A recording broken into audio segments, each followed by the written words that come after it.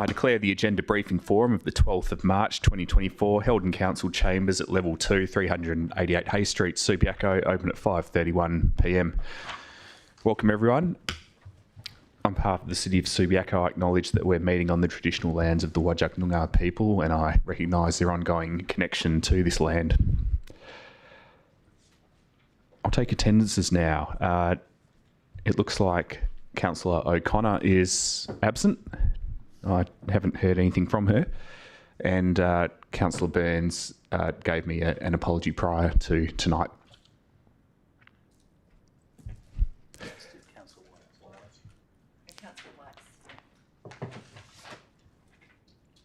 Yes, and Councillor White's an apology. Okay, and the whole executive leadership team is on hand if needed tonight.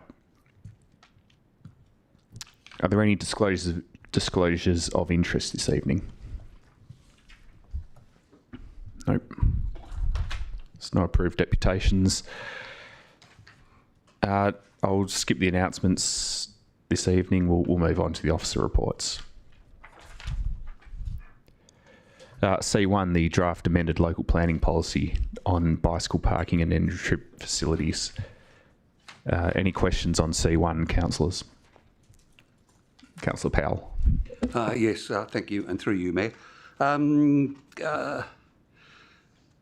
The issue with electric bikes that is being addressed in this planned report. First off, making provision for electric bikes. I'm just wondering how that's going to actually be done when almost every electric bike has a different sort of form of charger. So, how we're actually going to do it. And secondly, I'm wondering what consideration has been given to the safety of the chargers, considering that there's usually advice that lithium batteries should not be left unattended. So, are we opening ourselves up for some unintended consequences if a battery goes up in a building? Thank you. Thanks, Councillor. Spoken like someone who has spent a bit of time around e-bikes himself. Mr. Denham. Thank you, and through you, Mayor McMillan. It's a good question. So I guess in relation to the provision, as you rightly point out, Councillor Power, each bike manufacturer tends to have different charges, that's being the cable.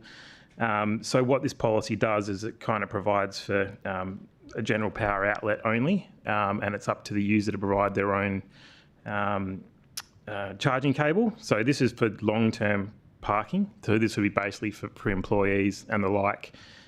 So it's quite common for employees to leave their chargers at their place of work.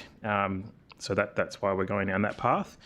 In relation to safety, it's definitely a good point to raise. It's not something that we've considered in detail. I guess it's like anything, power tools, etc., where some batteries do have issues, but it's not necessarily something that would be captured by the planning policy. It would be probably a user thing to consider. Councillor Jones.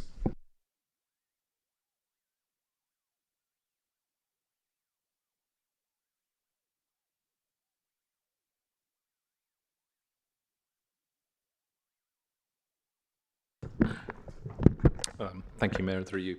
I was wondering if, in relation to those power chargers, whether it's worth having requiring fire detection points above where the bicycle racks are, if there is a risk of fire from these things blowing up.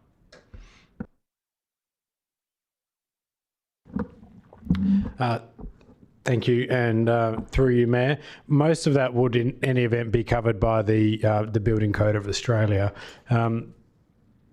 I don't think that this is such a big issue that there's going to be fires, and it's probably like many other things that you would have in a normal office or house. So most of those safety provisions will, in any event, be covered by the normal standards throughout the BCA.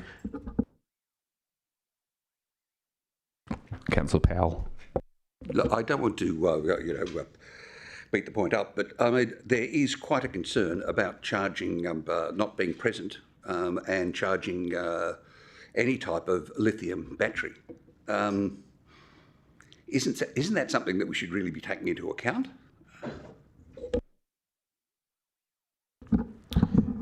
Thank you, and through you, Mayor. The manufacturer of any lithium battery would need to, ensure that they're created within the right standard. It's a bit difficult for a planning policy to try and take into account assurances and safeguards for everything that might go into a house. For example, we provide spaces for cars. We don't make sure that the cars, and we don't test their safety standards and all those things alike. So some workplaces, or most workplaces, would have procedures such as test and tag, where electrical equipment is tested on a yearly basis, and that's something that's likely to be captured in any office and organisation in any event. So I take on board your point that charging lithium batteries might introduce a very small risk, but the building would anyway be created in a way that there's some safety measures in there, and a planning policy is not well positioned to be able to consider those risks.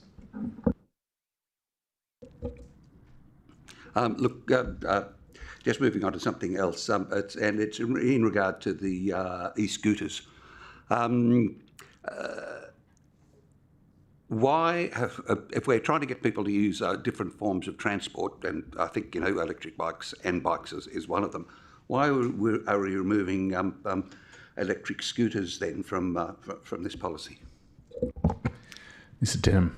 Thank you, and through you, Mayor McMullen. So the current policy does, encourage charging facilities for e-scooters. The issue with that is under our current planning scheme, it sets out parking requirements for cars and bikes only. It doesn't set a requirement for e-scooters. So there's no necessarily real head of power to require it for e-scooters. So the current policy encourages it to occur. As noted in the officer report, the rise and prominence of e-bikes over the last couple of years basically exploded. So in 2020, it accounted for 3% of bike sales in Australia, and it went up to 12% in 2022.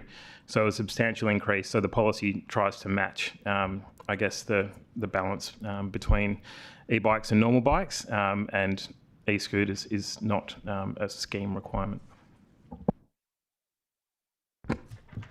Any other questions? Okay, we'll move on to C2. The Evans Street to Keatley Road Safe Active Street project. Any questions on C2, councillors? Councillor Powell. Thank you, and through you, Mayor. Look, these final detail plans are quite different to the original ones put out for public consultation. For example, gone is the planned traffic diversion at the corner of Evans and Fortune Street. And I'm taking a look at the latest plans. It seems the pinch points have gone as well. So why have they been removed from this detail plan? And look, as a second point, as this is so different to the original plan, was any consideration given to putting it back out to public consultation? Director, Technical Services. Thank you, and for you, presiding member. So I guess this is, so first off, for Evans Fortune, actually the treatment type for that intersection was decided, it was agreed upon as part of the previous council report, which had recommended the treatment that's still in the detailed design. So in lieu of the modal filter, the raised intersection treatment was what was agreed. So that's still as per the concept design that came before council back in 2022. As for the pinch points, that's been reviewed as part of the peer review and has been removed based on that peer review, based on advice from those involved, largely from learnings from previous or other safe active street locations where those have created pinch points for cyclists unnecessarily, and obviously, and it does have also a side benefit that it does prevent any loss of parking, which was also something that was quite sensitive amongst the community and something that was part of the overall resolution at the time. As far as consultation goes, most of the elements have been consulted upon as in the previous two stages of consultation during concepts. So the raised treatment types That's been consistent throughout. That's been consulted upon, and even the changes which are more regulatory. So the two changes that are put in for Excelsior, which Main Roads has requested, even those have been previously broached as part of the second stage of consultation on the concept design. So we've got feedback from the community on that. So all in all, with most of the elements have already been consulted upon, and in the officer's opinion, the changes in the scheme of things are fairly minor and also consistent with what's already been consulted upon with the community. Look, I've noticed the pinch points have gone, but we're also getting more raised platforms, I think, in Evans Street. So look, how high or steep are these platforms? For example, are they going to be anything like the ones, outside the Onslow Road shopping centre, which are just suspension rippers? Yes, thank you.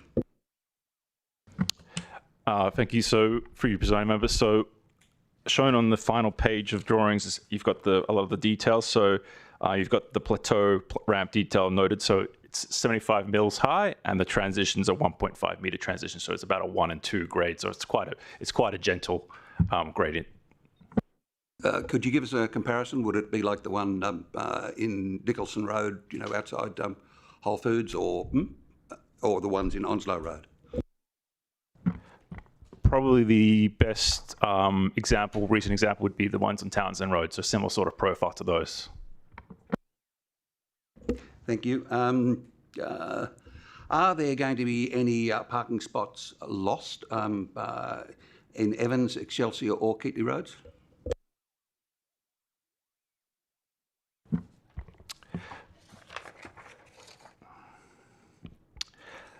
So with the detailed design, there should not be the loss of any parking. And in fact, there should be additional parking that would be made available on Keatley and Road, in particular due to the removal of those build-outs. So we're actually going to end up with more parking. Is that the story, or at least not a loss? Correct. There'll be a few parking bays gained on Keatley. Okay, thank you. One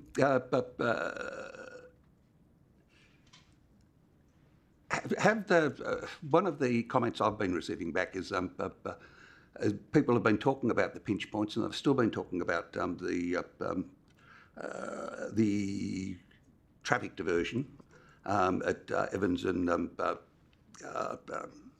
Fortune Street. I'm just wondering how effectively or how widely have these have the final plans been distributed so that people can actually see what is now being planned?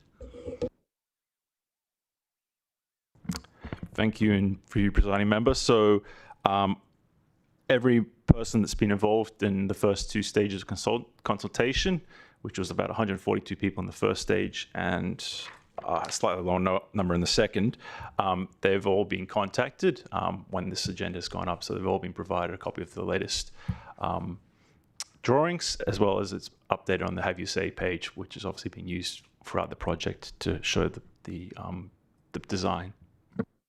Thank you. You're saying that they've all been provided with a copy of the latest plans, not just the letter informing them. So just to clarify that, because some of the feedback I've been receiving is people saying, referring to the former plans when they're talking about them. Thank you. So an email has been distributed to everyone who's provided one as part of the consultation, and they've been referred onto the agenda for tonight, for this month's council meeting. So they've got the report and the attached drawing, and also both of those documents are also on the Have Your Say page as well, so which is being made available and explained in the email. Okay. Look, I do have a couple of others questions. How long is construction going to take, and consequently, how much disruption can we expect to traffic on the local roads? Thank you, for you, presiding member. So currently, it's planned to be staged and likely broken with Evans and Excelsior done in one stage, and then Keatley as a second. It's a bit hard to give a final or a very definitive time frame, but in all likelihood, it'd probably be the first stage would likely take about 4 or 5 weeks. And when I say that, it's on and off, and only in isolated sections, and only have minor detours for each intersection, which would only take probably a week each. Thank you. I think that might be good news as well. And look, one final point. At the September 22nd meeting, the September meeting of 22, when the council approved the detailed design, or gave approval for there to be a detailed design, there was a verbal assurance from staff that this would be measured, and if there was any adverse effects on the neighbouring street, that they'd be addressed. But I don't see that included in this report. So what assurance have the neighbouring streets got that if they do suffer adverse impacts, that it will be addressed? And yes, that it will be addressed. Thank you for you, presiding member. So you're quite right. That was one of the concerns that was expressed in both stages of consultation around possible flow and impact to particularly the parallel streets, particularly around Evans. So we're absolutely intending to do counts of both cyclists, pedestrians and vehicles prior to any construction if we do go ahead with construction. And also as part of the agreement with Department of Transport, we're obliged to do a report after to evaluate the effectiveness. So as part of that, we'd also be looking at the surrounding streets as well, just to manage, just to assess what impact it's had both on the route itself, but also the surrounding streets. Would that likely be come back to council as well as a report in some form? Thank you for your presiding member. So it hadn't been envisaged to come back to council, but it's something that we could certainly provide to council in a form they wish, whether it's in like the members' bulletin. I think we'd update, and then if there's a need to. Yeah, so I've just taken advice from the CEO. So we'd obviously provide the information to elect the members, and then I guess leave it up to them if they wish to disseminate to the community through a public report or the like. Perhaps an amendment might be a good way to get it included to the officer recommendation. Look, there's only one very final point. It's a very small one that I only saw this afternoon. Look, I think there's a small error on your chart between point 8 and point 9 on the detailed plans. I think point 8 has been repeated on point 9, whereas I think it should be Arthur Street, not Cross Street, which I think is how it's put.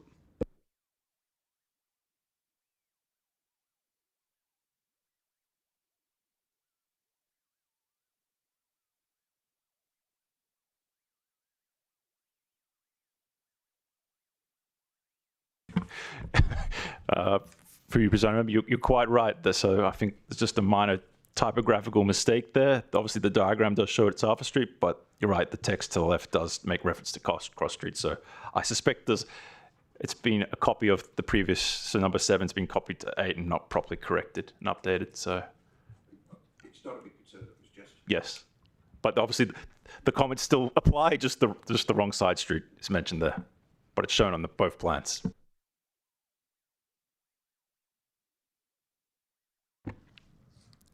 Just to confirm what the error is, the pictures are correct, but it's the description that's wrong.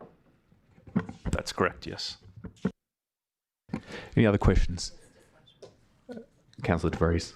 Yeah, hello, through you, Mayor. This is regarding the funding. The WA Bicycle Network have funded, it looks like it's up to 425, although that's what the question is. What's the total funding? Because there's 85 and then there's another 425. So given that it's 850,000, it looks like the city is only contributing around about 350 in total if the costs are accurate. Thank you. Thank you, and for you, presiding member. So to clarify, the total estimate for construction is $850,000. Department of Transport have already provided the city $100,000 that could go towards construction if we do proceed with that, and a further 325 has been set aside for next year if we do proceed. So in total for the construction cost, 50% of the total project cost would be covered. So in total, that would be 425, with the remaining 425 to be covered by the city. You did mention in the report that if we didn't go ahead with this, we'd be unlikely to be selected for funding in future. Is that correct? Thank you. Thank you, and for you, presiding member. All I can say is it probably does not look favourably upon the city, because the city has not done a bicycle project in quite a long time. And if we get to the detailed design stage and have already been awarded money and then, I guess, decline, it might not. It probably won't reflect terribly well on us. But I can't speak on behalf of the Department of Transport, as you can appreciate. Any final questions on C2? Good. C3. Approval to gazette our draft waste local law 2023. It's very similar to one we've gazetted previously and sent to State Parliament. Councillor Kosovich. Thank you, Mayor, and through you. To the Director of Technical Services, if I may, please. Just some reassurance that there are no implications for the biannual verge collections in the new draft waste local law for 2023?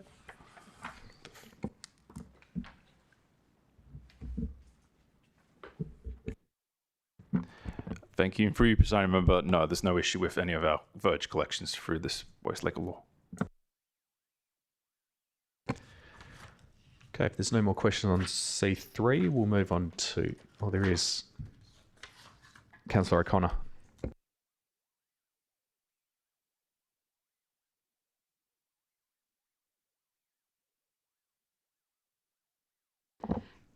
Just a question for clarification. The countertop bins that were provided for the FOGO, are they considered a receptacle under this law, local law?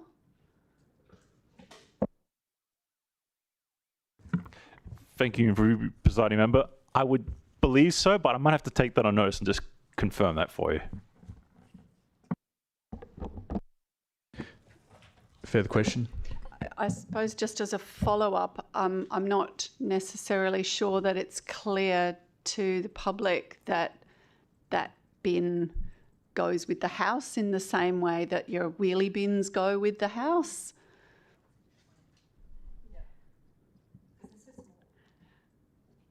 I think they're perceived in a different way, yes. So I'm a bit lost. Is there something in the waste local law that needs to address that, Mr. Hambley? I wouldn't think so, but we'll take that on notice and just see if there's any following. What I would say, though, it's highly unlikely because this has been based on the Walga template, which obviously has been rolled out to many local governments, many of whom have rolled out FOGO well before us. So I wouldn't think it's an issue, but I will just double check for surety. Councillor O'Connor, you've finished with your questions. Councillor DeVries. I think I asked this question some time back when it first came to us, but just regarding the fines, through you, Mayor, I just think that I'd like the community to feel some reassurance that we wouldn't immediately go to fining people. I think that's pretty much addressed before, but just to reassure people that they're in there, but that doesn't mean we jump to fining people straight away. And if we could give some reassurance to people, thank you. Thank you for you, presiding member. You're right. I believe this has been discussed a couple of times. So I can give that kind of confidence that, like many enforcement, it's really a last resort that we go to fines. Often we try and do education in the first instance. Not only would be repeat offenders or the like that we would look to make use of those fines. Final questions on C3.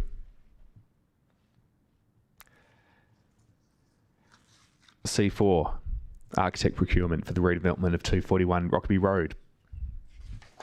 Questions, councillors?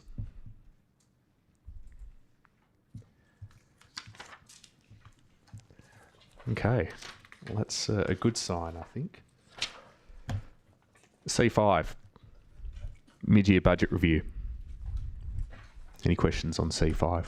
Councillor Powell. Yes, look, I noted that in part of it, it said that there was a $2.2 million repayment of the digital transformation loan. How did you manage to pay it off so early?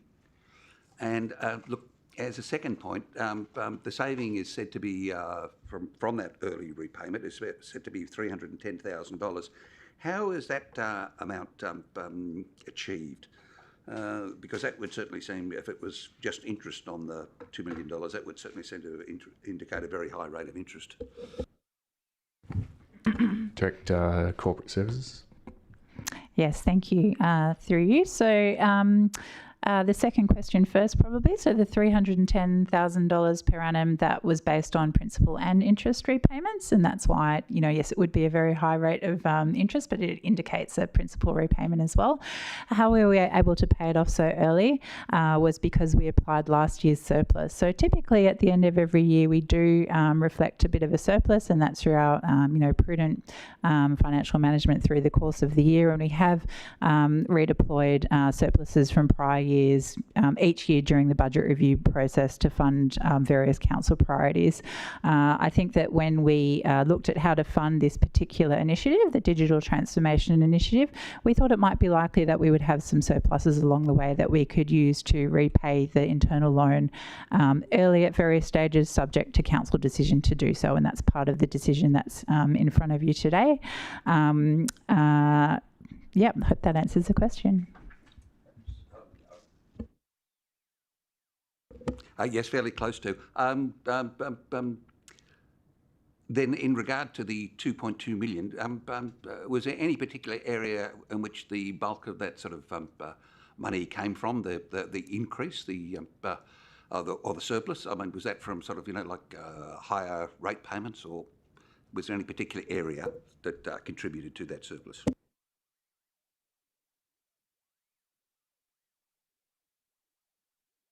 I'll just jump in first, if that's okay, through the chair. So we've used this method a couple of times before, slightly different but the same, if that makes sense. So you may recall previously council adopted to progress the 1 in 100 year flood drainage, and similarly that year-end financial analysis, really only happens. You really only know it once the end of financial year statements are audited and goes out in the annual report, and then you do all the overs and unders.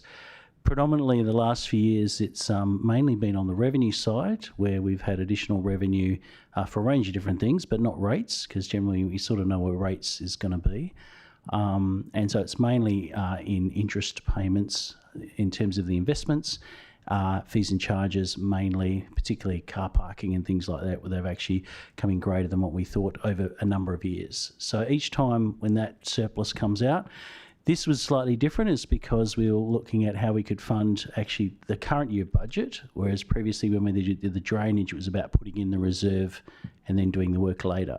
So we had put in for this loan, internal loan, on the basis that we probably thought we'd have a surplus and would probably be able to repay itself. So, but in terms of last financial year, I'll shut up. Yes, so I'm just looking at the council report around the annual financials for last financial year, and I can verify that it was, there was a substantial contribution due to obtaining higher than anticipated interest on bank balances, and that's partially because interest rates increased quite substantially over the course of the last year or two, and so when we did the budget, we would have anticipated lower interest rates. We also did have additional fees from parking, and a range of other things, so lower than budgeted employee cost due to vacancies is a typical one, and it's all in the special council meeting from December if you want further information as well.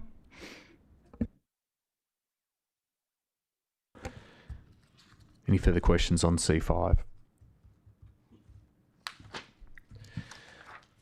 We'll move on to C6, the financial statements and reports for the month ending 29 February 2024. Any questions on C6?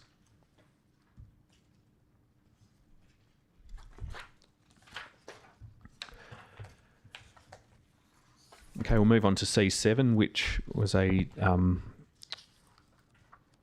a reasonably late addition to the agenda for this month, a major land transaction on multiple lots.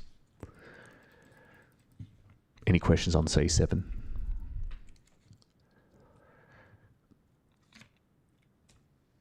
Councillor Johnston.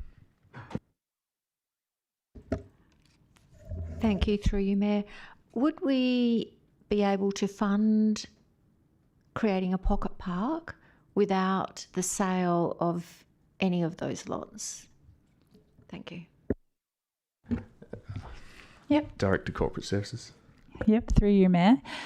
So we would, and I guess that in doing so, Council may wish to consider the balance of other financial priorities as well. So we have a range of things that we need to fund as a council, some as part of business as usual, and some in terms of renewing and upgrading the other facilities and other facilities, for example, that we have, other assets across the city.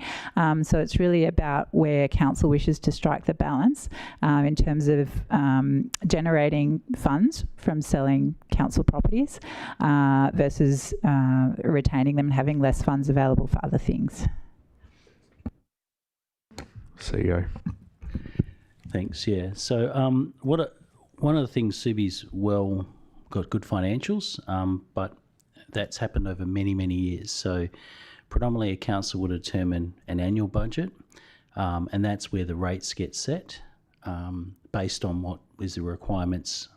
And for the city of Subiaco, it's at about 52% of our operating income comes from rates. The balance comes from a range of others, and that's very low. It's probably the second or third lowest in the metro area. Everywhere else will be much higher in terms of reliance on rates. So one of the ways in which Subiaco has been quite successful, in addition to revenue streams such as parking, and is commercial investments and those other types of properties. So managing that over the long term has helped council to be in a good position. But each year you make an annual decision, but it has implications for, and council have to determine the priorities each year. But generally, with all the assets we have, most of them, infrastructure and those are very long term. So we also got to be conscious of the long term effects. So the answer is yes, but it's also a case of council being conscious of the intergenerational impacts as well in terms of the infrastructure that we've got and the services that we'll deliver in the future. Thank you. Councillor Johnston, any additional questions? Other councillors, any other questions on C7?